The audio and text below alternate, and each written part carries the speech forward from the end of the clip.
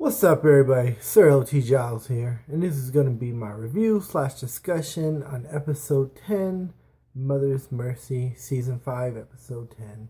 Now, there's going to be spoilers in here. If you've not read all the books, if you're not caught up on the show, I suggest you leave because I'm going to be talking spoilers.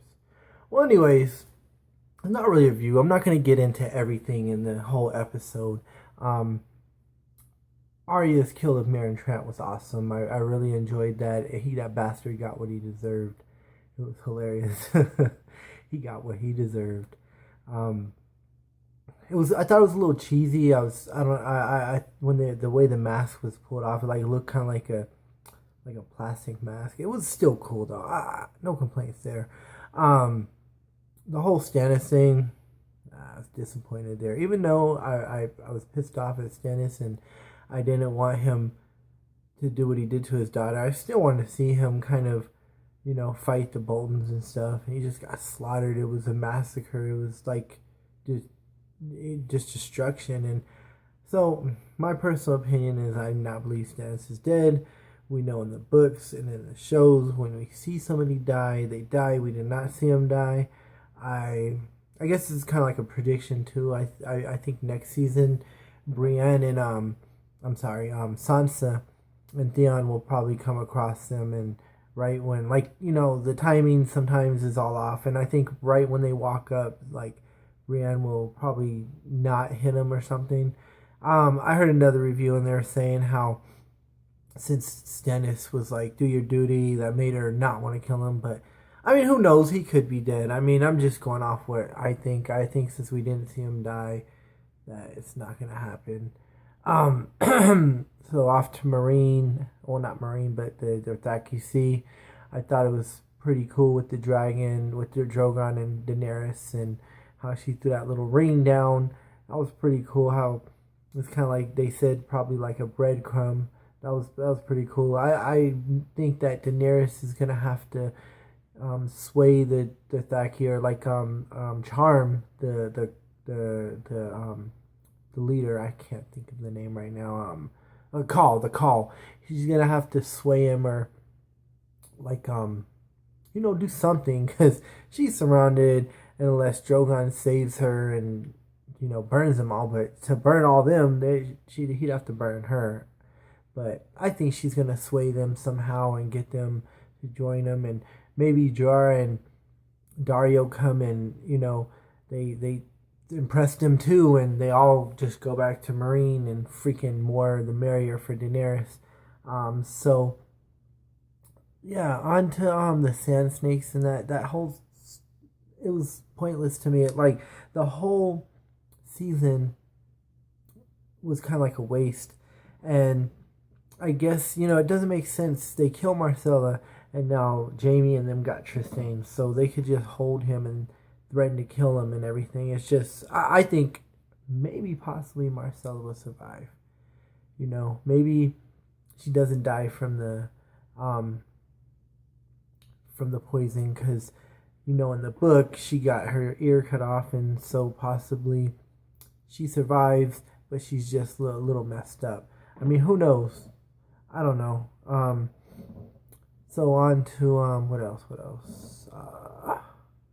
Alright, on to the big kicker, what I wanted to talk about. So I've been watching a lot of I've seen some reaction videos, and I've heard a lot of people talk about it, about Jon Snow's death and the way it went down and everything. And I remember reading it in the book.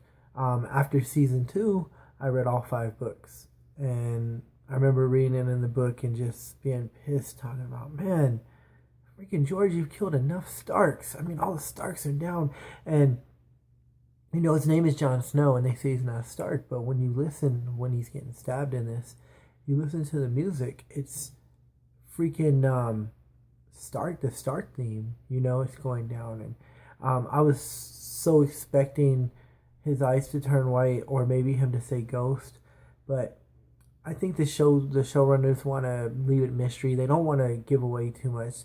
That's why one of my favorite videos on YouTube about Game of Thrones that I've watched plenty of times is the Tower of Joy, where Ned fights the King's Guard with Hound Reed, and and it was 7 versus 3. I'm pretty sure if you're a Game of Thrones fan, you know what I'm talking about. That's why they cut that out of the first season, because they don't want to give away nothing. They want it to be mystery. They don't want us to know what's going to happen. And my personal opinion is Jon Snow is going to come back. There's a foreshadow of this season we all know where Sam says he always comes back. And I was just downstairs just a minute ago having some pizza, and my roommates were watching Jimmy Kimmel, and Sam, one of the guys was making fun or like doing an impression of Sam, and he said that, and my roommate, she got a gleam in her eye, and she's like, yeah, you know. So I mean, well, anyways, so that battle in the Tower of Joy, that's like, to me, the most important moment in the whole series, because you've got, I am a strong believer in R plus L equals J, and the prophecy is that Jon Snow is the kid of Rhaegar and Lyanna Stark. And my opinion is stuff goes down the way it has to go down. And in this battle with Ned Stark and Howland Reed and the rest of the men against Arthur Dayne and the Three Kings Guard, you think about it, if the Kings Guard win, they just take Jon Snow off to wherever, like I guess with Viserys and them, and you know, he just runs for the rest of his life basically because they got conquered, and his life doesn't work out the way it's working, the way it is. And Ned wins, takes him, you know, takes him back to Winterfell and all that. He gets raised as Jon Snow, and that was the most important moment in the series because where he's gonna be. I said in the Hardhome episode when Jon Snow fought the White Walker, after he won, and he's looking down to the Night's King, and they're looking at each other very intensely, and I said, this is the ultimate hero and the ultimate villain. They're gonna fight one day. If you wanted some more proof on Jon Snow, check out Dance of Dragons. Check out the prologue.